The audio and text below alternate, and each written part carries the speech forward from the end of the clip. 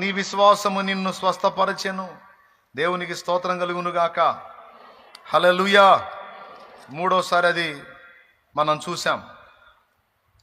తర్వాత మరో చోట కూడా యేసు ప్రభు ఎవరితో అంటే, ఇది మీకు తెలుసు, రక్తస్రావము కలిగినటువంటి స్త్రీతో అంటాడు, కుమారి నీ విశ్వాసము నిన్ను స్వస్థపరచెను, సమాధానం గలదానివై పొమ్ము అంటాడు. గుడ్డివాడి దగ్గర ఒకసారి అన్నాడు, కుష్ఠరోగి దగ్గర ఒకసారి అన్నాడు, రక్తస్రావం గల స్త్రీ దగ్గర ఒకసారి అన్నాడు, శతాధిపతి దగ్గర ఒకసారి అన్నాడు, మరికొన్ని స్థలాల్లో మరికొన్నిసార్లు ఈ మాట మాట్లాడాడు. అల్ప విశ్వాసి ఎందుకు సందేహపడితివి? నీ విశ్వాసము నిన్ను నీళ్ల మీద నడిపించింది, నీ అవిశ్వాసము నిన్ను నీట ముంచిందన్న మాట చెప్పకనే చెప్పాడు. ఇట్లా విశ్వాసాన్ని గురించి అనేక చోట్ల యేసు ప్రభు ఎత్తి మాట్లాడాడు. ఇప్పుడు ఇక్కడ ఒక విషయాన్ని మనం గమనిద్దాం. ఒక రోగిని స్వస్థపరిచింది దేవుడి శక్తే లేకపోతే భక్తులుంచిన విశ్వాసమా? మీరు బాగా ఆలోచించి చెప్పండి, అప్పుడే గుసగుసలాడొద్దు పెద్ద మేధావుల్లాగా. నేను చెప్పిన విషయాన్ని అసలు ఎందుకు చెప్పాడో, ప్రశ్న ఎందుకు వేసాడనేది ఫస్ట్ మీకు ఆలోచన రావాలి. ఆలోచించి చెప్పండి. ఒక రోగిని స్వస్థపరిచింది దైవ శక్తే లేకపోతే వాళ్ళుంచిన విశ్వాసమా? మీరు పెంకులోడ తీసి ఒకడిని 4 కోళ్ళకి ఆ మంచానికి కట్టేసి తాళ్ళు కట్టేసి ఒకడిని పక్షవాతపు జబ్బు వ్యక్తిని యేసు ప్రభు ముందుకు దించుతారు. అక్కడ ఒక మాట ఉంటుంది, ఆయన వారి విశ్వాసము చూచి,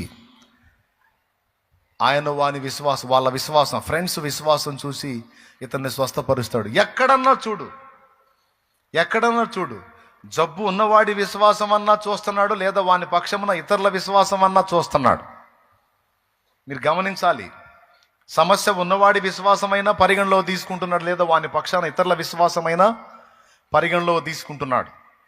మొత్తానికి ఎవరిదో ఒకరిది విశ్వాసం పరిగణలో తీసుకొని దేవుడు కార్యాలు చేయటం అనేది అయితే స్పష్టంగా మనం గుర్తించాల్సినటువంటి విషయం. ఏమైనా అర్థమవుతుందని నేను చెప్పేది? ఎంతమందికి అర్థమవుతుందో ఒకసారి చేతులు ఎత్తండి. అర్థమైతే రైట్, స్తోత్రం చెప్పండి ఒకసారి. ఇక్కడ ప్రతి చోట కూడా ఏం చెప్తున్నాడంటే, నీ విశ్వాసము నిన్ను స్వస్థపరిచెను, నీ విశ్వాసమే నీ కళ్ళు తెరిచింది పో, నీ విశ్వాసమే నీ రోగాన్ని స్వస్థపరిచింది పో, నీ విశ్వాసమే నీవు విశ్వసించిన ప్రకారమే అయింది పో అని విశ్వాసాన్ని హైలైట్ చేస్తున్నాడు. అందుకే మిమ్మల్ని అడిగాను, మన విశ్వాసమా సమస్యను పరిష్కరిస్తుంది లేకపోతే దైవ శక్తే? నాకు తెలుసు మీరు ఏదో ఒకటే చెప్తారని, ఇందాటి నుంచి చూస్తున్నా. వాస్తవం ఏంటంటే మీరు 2 చెప్పాలి. మనం ఉంచిన విశ్వాసము ద్వారా దేవుని శక్తి పనిచేసి సమస్య తీరుతుంది. అది పూర్ణ సమాధానం, పరిపూర్ణ సమాధానం. ఒకవేళ దేవుని దగ్గర శక్తి ఎంతున్నా మన దగ్గర విశ్వాసం లేకపోతే ఆ శక్తి మనల్ని స్వస్థపరచజాలదు. సింపుల్గా మీకు అర్థమయ్యేటట్టు చెప్తా. ప్రపంచంలో ఉన్న మనుషులందరూ రక్షణ పొందినోళ్ళ పొందనోళ్ళ? ప్రపంచంలో ఉన్న మనుషులు చాలామంది, కోట్ల మంది మనుషులు ఉన్నారు. అందరూ రక్షణ పొందినోళ్ళ పొందనోళ్ళ? పొందినోళ్ళు ఉన్నారు, పొందనోళ్ళు ఉన్నారు. మరి దేవుడు అందరినీ రక్షించేయచ్చు కదా? దేవుడు అందరినీ రక్షించవచ్చు కదా? దేవుడు అందరినీ విడిపించవచ్చు కదా? దేవుడు అందరినీ స్వస్థపరచవచ్చు కదా? కానీ జరుగుతుందా? ఎవరికి రక్షణ? నమ్మి బాప్తిస్మం పొందువాడు రక్షింపబడును, నమ్మని వానికి శిక్ష. అంటే సమాజంలో చాలామంది వ్యక్తులున్నా అందరినీ ప్రభు రక్షించడానికి అవకాశం లేదు. ఎందుకంటే ఎంతమంది ఆయనను విశ్వసించారో విశ్వసించిన వారికే సమస్తము చేయాలని దేవుడు డిసైడ్ చేశాడు. తనను ఎందరు అంగీకరించారో, తనను ఎందరు విశ్వసించారో, తనను ఎందరు ఆహ్వానించారో వాళ్ళ జీవితాల్లోనే కార్యాలు జరగాలి. ఇది దేవుని నియమం.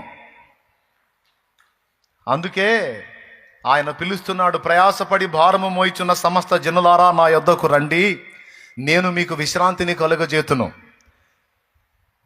నేను సాత్వికుడను, దీన మనస్సు గలవాడను, నా కాడి సులువు, నా భారము తేలిక.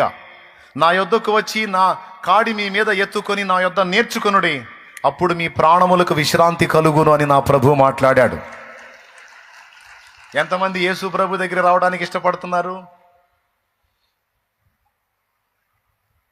ఎంతమంది అయితే ఇష్టపడి అడుగు ముందుకేశారో వారందరూ రక్షింపబడుతున్నారు, నిత్య జీవానికి వారసులు అవుతున్నారు.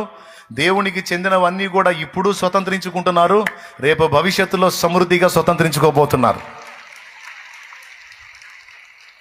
రానోళ్ళు ఎందుకు రాలా? కులాన్ని బట్టి రాలా కొంతమంది, మతాన్ని బట్టి రాలా కొంతమంది, వ్యసనాలను వదిలిపెట్టుకోవడానికి మనసు లేక రాలా కొంతమంది, అక్రమ సంబంధాలను తెంచుకోవడానికి ఇష్టం లేక రాలా కొంతమంది. ఎందుకంటే యేసు ప్రభు దగ్గరికి వస్తే ఆ లింకులు కట్ చేయమంటాడు. ఆ కట్ చేయమంటాం అనేది లేకపోతే బాగుండు, అందరూ వచ్చేస్తారు, కానీ కట్ చేయమంటాడు, అది నచ్చదు జనాలకి. కాబట్టి లింకులు తెంచుకోవడానికి ఇష్టం లేక కొంతమంది రాలా. కొంతమంది మనుషులు చేసే విమర్శలకు రాలా. రకరకాల కారణాల చేత కొంతమంది రాలేదు ప్రభు దగ్గరికి. కొంతమంది అవిశ్వాసాన్ని బట్టి రాలా. అవన్నీ జరుగుతాయంటావా, అవన్నీ నిజం అంటావా, వీళ్ళు చేయండి ఏందో, ఆయన చేసేది ఏంది ఏందో అనుకుని కొంతమంది అవిశ్వాసంతో రాలా. ఇక్కడ యేసు ప్రభు చెప్తున్నాడు ఏంటంటే, ఎందరు విశ్వసించారో వాళ్ళని మాత్రమే రక్షించడానికి అవకాశం కుదిరిద్ది, విశ్వసించని వాడిని రక్షించడానికి ఛాన్సెస్ లేవు అని తేల్చేశాడు. ఈరోజు కోట్ల మంది మనుషులున్నా అందులో కొందరు మాత్రమే రక్షణలోకి రావడానికి గల కారణం, కొందరు మాత్రమే ఆయనను అంగీకరించారు, ఆయన విశ్వసించారు, వారికి మాత్రమే ఆ రక్షణ దక్కుతుంది, ఆ విడుదల దక్కుతుంది, ఆ నిత్య స్వాస్థ్యం దక్కుతుంది. ఆయనను విశ్వసించిన వాళ్ళకి ఛాన్స్ లేదు. దేవునికి స్తోత్రం కలుగునుగాక. హల్లెలూయా.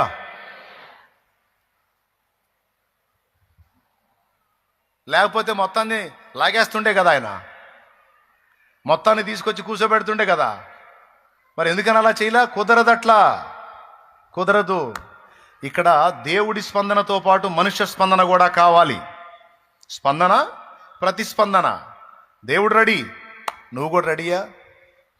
ఒక ధనవంతుడు ఉన్నాడు, ఆ ధనవంతునికి చాలామంది అప్పున్నారు, చాలామంది అప్పున్నారు. వాడికి ఆ ధనవంతునికి విస్తారమైన ఆస్తులు ఉన్నాయి. ఓ రోజు ఆ ధనవంతుడికి దయ కలిగింది వీళ్ళ మీద. ఒక చాటింపు వేయించాడు. రేపు 10 గంటలకల్లా ఎవరెవరు అయ్యగారికి అప్పున్నారో వారందరూ వచ్చి ఆయన ముందు హాజరవ్వండి, ఆయన మీ అప్పులన్నీ తీసేస్తానంటున్నాడని ఒక విషయాన్ని ప్రచారంలో పెట్టాడు. ఆ డేటు, ఆ టైము 10 నుంచి 12 లోపు రావాలి, 10 నుంచి 12 లోపు రావాలి. చాలామంది అప్పులున్నారు అతనికి. చాలామంది వెళదాం అనుకున్నారు, కానీ ధైర్యం చాలటల్లా. ఎందుకంటే ఇంత పెద్ద పెద్ద మొత్తాలు ఆయన ఎందుకు వదిలిపెడతాడు, అట్లా ఎందుకు చేస్తాడు అని ఎవరు వెళ్ళలా. కొంతమంది వెళ్ళారు కానీ వాకిలి దాటి లోపలికి పోట్ల, మొత్తం బయటే ఉన్నారు గుంపులుగా. ఎందుకో తెలుసా? ఎవరన్నా వెళితే వాళ్ళని తిట్టకుండా వాళ్ళ డబ్బుల్ని కొట్టేస్తే ఆ తర్వాత మనం కూడా వెళ్దామని వచ్చారు, కానీ వాకిట్లోనే ఉన్నారు, ఎవడు లోపలికి పోలా. 10 దాటింది, 10:30, 11, 11:15, 11:30, 11:30. ఒక ముసలి జంట వచ్చారు, ఇద్దరు వృద్ధులు, ముసలి జంట రొప్పుకుంటా రోజుకుంటా వచ్చారు. అయ్యా, మీ అందరూ అప్పులు తీరిపోయినాయా? రద్దు చేశాడా జమీందారు గారు? అయ్యగారు, అయ్యో మేము పెద్ద వయసు వాళ్ళు, నడవలేక నడుచుకుంటూ వచ్చేటప్పుడు లేట్ అయిందయ్యా అంటే అందరూ ఒక వెకిలిలో నవ్వారు. ఎందుకు నవ్వారు? మేము ఎవడం పోలేదని. ముసలాళ్ళు ఆ సంగతి పట్టించుకోవాలా, హడావిడిగా లోపలికి వెళ్ళిపోయారు. జమీందారు గారు కూర్చొని ఉన్నాడు, పని వాళ్ళు ఉన్నారు. అడిగాడు, అందరికీ ప్రకటన చేశారా? అందరికీ ప్రకటన చేశామండి. మరి ముసలి జంట తప్ప ఎవడు రాలేదేమి? ఏమోనండి. సరే, ఆ పెద్దోళ్ళ కాగితాలు తీసుకోండి. ఎంత అప్పున్నావు నువ్వు? అయ్యా ఫలానా రోజు ఇంత, ఫలానా రోజు ఇంత, ఫలానా రోజు ఇంత, ఇంత మొత్తం ఉందయ్యా నాది, ఇంత కట్టాలా మీకు, కట్టకుండానే సత్తానేమో అనుకున్నాను, ఎట్నో మీరే దయదలిచి నా బాకీని వదిలేస్తామన్నారు కదా, అందుకని వచ్చానయ్యా.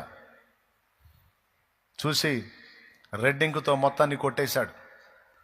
అయిపోయింది, నువ్వు నాకు అప్పు తీర్చేశావు, ఇక నువ్వు నాకు అప్పు కట్టాల్సిన అవసరం లేదు అంటే, దండాలు బాబాయ్, సంతోషం బాబాయ్, వందనాలు బాబాయ్ అనుకుంటా ఇక భార్య భర్త ఇద్దరు అక్కడి నుంచి బయలుదేరారు. వెనక్కి తిరిగారు వెళ్దామని.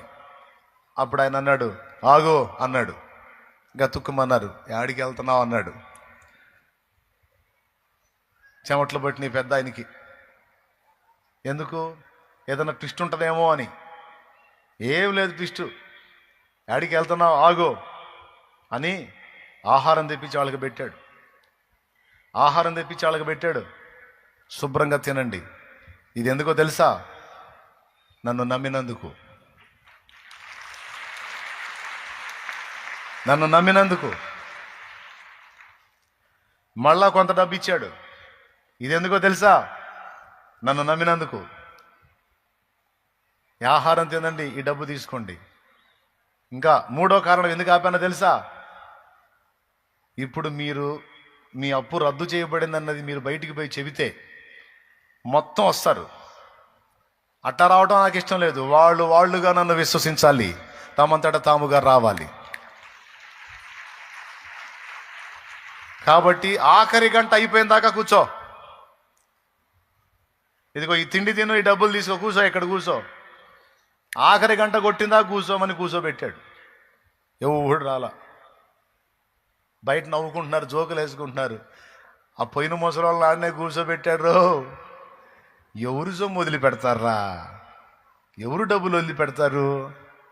నేను చెప్పలా, ఏదో బుక్ చేయడానికి స్కెచ్ గీశాడని అని వాళ్ళ మాటలు వాళ్ళు మాట్లాడుకొని వాళ్ళ ఏకలో పక్కపక్కలు బయట ఉండి ఒక్కొక్కడిని ఎత్తిన తట్టెడ అప్పులు పెట్టుకొని 12 కొట్టింది, 12:30 అయిపోయింది. ఇక అయిపోయింది, టైం అయిపోయింది. బయటకు వచ్చి చాటింపు వేశారు, మీకు ఇవ్వబడిన సమయం అయిపోయింది, మీరు ఇళ్ళకి వెళ్ళవచ్చు అని. ఆయన నిలబడి చూస్తున్నారు. ఆ తర్వాత ముసలి వాళ్ళు ఇద్దరు బయటకు వచ్చారు. కడుపు నిండా తిని సొమ్ము చేత పట్టుకొని,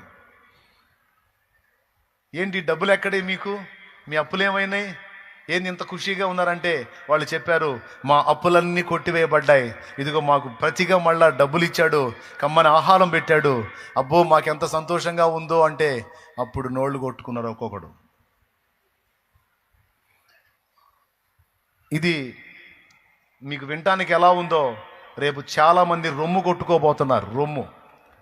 రొమ్ము కొట్టుకోబోతున్నారు. ఎందుకో తెలుసా? చాలా మందికి దేవాది దేవుడు, జీవం గల దేవుడు, సర్వశక్తుడైన దేవుడు, ప్రేమ కలిగిన దేవుడు, కృపగల దేవుడు, ప్రాణం పెట్టి తిరిగి లేచిన దేవుడు, మంచివాడైన దేవుడు, యథార్థవంతుడైన దేవుడు, కనికర సంపన్నుడైన దేవుడు, దయాదాక్షిణ్య పూర్ణుడైన దేవుడు అవకాశం ఇస్తే కేవలం విశ్వసించండరా, మీ తప్పులన్నీ కొట్టేస్తా, పాపములన్నీ తీసేస్తాను, రక్తంతో కడిగి పరిశుద్ధపరుస్తాను, మీ పాప శాపం అంతా నేను మోస్తాను, మీ వెల నేను కడతాను, జస్ట్ మీరు విశ్వసించండి, నన్ను వెంబడించండి అన్న ఒక చిన్న పని చేయనందున చాలా మంది తమ బుద్ధిహీనతను చాటుకొని రేపు దెబ్బతింటారు. ఈ చిన్న పని చేసిన అనేకులు రేపు ధన్యులు కాబోతున్నారు.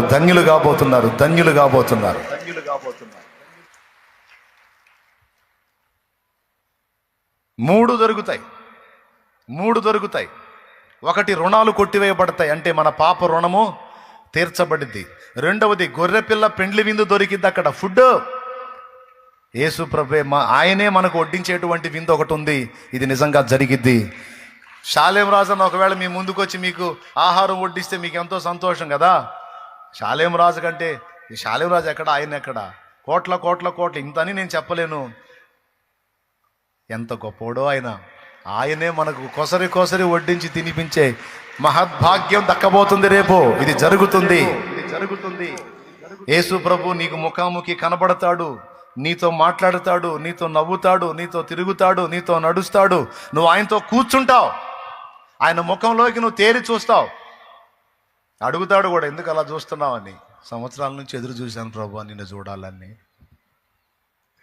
ఇప్పుడు దొరికింది అవకాశం. నిజంగా జరిగింది బిడ్డ, నిజంగా జరిగింది. నా కన్నులతో సియోను శిఖరాన ఆ రోజు నిన్ను చూడగా నా కన్నులతో సియోను శిఖరాన ఆ రోజు నిన్ను చూడగా తెలియదులే అవి కన్నీరో ఆనంద బాష్పాలో తెలియదులే అవి కన్నీరో ఆనంద బాష్పాలో నీ కౌగిలిలోనే నేను పరవశముందెదను ప్రియుడా యేసయ్యా నిన్ను చూడాలని ప్రియుడా యేసయ్యా నిన్ను చూడాలని నిన్ను చూడాలని నిన్ను చేరాలని నిన్ను చూడాలని నిన్ను చేరాలని మనసారా నామది కోరిని ప్రియమైన నామది కోరిని ప్రియుడా యేసయ్యా నిన్ను చూడాలని ప్రియుడా యేసయ్యా నిన్ను చూడాలని. Praise the Lord. ఇప్పుడు నీకు కనపట్లేదు కదా, నువ్వు ప్రేమిస్తున్నావు, ఆయన్ని విశ్వసిస్తున్నావు, ప్రేమిస్తున్నావు. ఆయన కోసం తనులు తింటున్నావు, ఆయన కోసం తిట్లు తింటున్నావు, ఆయన కోసం దెబ్బలు తింటున్నావు, ఆయన కోసం మాటలు పడుతున్నావు. నువ్వు నమ్మపో నిజంగా జరిగిద్ది. రేపు నేను ఆయన పక్కన కూర్చోబెట్టుకొని ఆయన నీ భుజం మీద చేసి నా కోసం ఎన్ని తన్నులు తిన్నావు, నా కోసం ఎన్ని దెబ్బలు తిన్నావు, నా కోసం ఎన్ని మాటలు పడ్డావు నువ్వు అని నిన్ను ఆయన కౌగిట్లో తీసుకుపోతే అప్పుడు అడుగు. ఆయన కౌగిట్లో తీసుకుంటాను. నా కుమారి, నా కుమారి, ఎందుకమ్మా నేనంటే అంత పిచ్చి నీకు, అన్ని దెబ్బలు తిన్నావు. నిజంగా యేసు ప్రభు మనతో కూర్చుంటాడు, యేసు ప్రభు మనల్ని హత్తుకుంటాడు. నా బిడ్డ అని నువ్వు ఆయన కోసం శ్రమ పడ్డావు. నా కుమారుడా, నువ్వు చాలా కష్టపడ్డావు, నేను ఎరుగుదును. నేనంటే అంత ఇష్టమా నీకు? ఎప్పుడు నా ధ్యాస, నా ఆలోచన, నా తలంపులోనే ఉంటావు. నీకెట్ట తెలుసు ప్రభువా? ఇచ్చోడా, ప్రతిరోజు నిన్ను గమనిస్తానే ఉన్నాను నేను. నీ నడకని, పడకని, ఆలోచనని, సమస్తాన్ని నేను వెతుకుతానే ఉన్నాను. నువ్వేనా నా గురించి ఆలోచించేది? నీకంటే డబల్ ఆలోచిస్తాను నేను నీ గురించి. నేను గమనించాను నిన్ను. పక్కనున్న దూతలతో కూడా చెప్తాడు, చాలా ఇష్టం నేనంటే. చూడు ఎన్ని పాటలు పడ్డాడో, చూడు ఎన్ని పాటలు పడిందో నా కోసం, నా కోసమే. ఆయన మన కనుల నుండి ప్రతి బాష్ప బిందువును తుడిచివేయను అని రాస్తుంది. ఆయనను ప్రేమించిన హృదయాలను ఆయన మర్చిపోడు. ఆయనని విశ్వసించిన వారిని సిగ్గుపరచడం.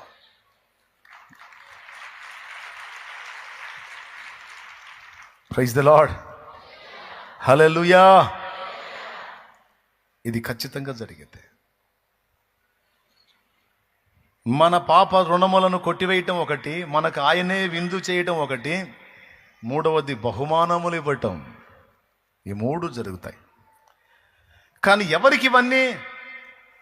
ఆయనను విశ్వసించిన వారికి. విశ్వసించావు గనుకనే వచ్చి బాప్తిస్మం పొందావు, విశ్వసించావు గనుకనే అనేకులకు సువార్త ప్రకటించావు, విశ్వసించావు గనుకనే ఆయన పని చేశావు, విశ్వసించావు గనుకనే ఆయన కోసం పరిచర్య చేశావు, విశ్వసించావు గనుకనే ఆయన విషయంలో డబ్బు ఖర్చు పెట్టావు, విశ్వసించావు గనుకనే ఆయన పనిలో కష్టపడి రెక్కలు ముక్కలు చేసుకొని ప్రయాసపడ్డావు, విశ్వసించావు గనుకనే ఇవన్నీ చేశావు, విశ్వసించావు గనుకనే మాటలు పడ్డావు, విశ్వసించావు గనుకనే ఆయన నామము నిమిత్తం తన్నులు తిన్నావు, విశ్వసించావు గనుకనే ఆయన నామము నిమిత్తం వెలివేయబడ్డావు, బంధు జనములలో చులకన చేయబడ్డావు, విశ్వసించావు గనుకనే తోలనాడబడ్డావు. నువ్వు ఆయన నామం నిమిత్తం పడుతున్నవన్నీ ఆయన యందు విశ్వాసాన్ని బట్టే చేశావు. ఆయన మీద విశ్వాసం లేకపోతే అంత తెగింపు ఎందుకు తెగిస్తావు? అంత సాహసం ఎందుకు చేస్తావు? అంత ఎందుకు ఆయన కోసం ప్రయాసపడతావు? నువ్వు విశ్వసిస్తున్నావు, అందుకే ధన్యత నీకు. దేవునికి స్తోత్రం కలుగును గాక. చెప్పండి గట్టిగా. చాలామందిని ఆయన రక్షించలేకపోవడానికి కారణం వారు ఆయనను విశ్వసించకపోవటమే అని రాసుకో. చాలామందిని ఆయన రక్షించలేకపోవడానికి కారణం వారు ఆయనను విశ్వసించకపోవడమే. ఇంకా వేరే కారణం ఏం లేదు. విశ్వసించిన వారిని అందరినీ రక్షించుటకు ఆయన సమర్థుడు.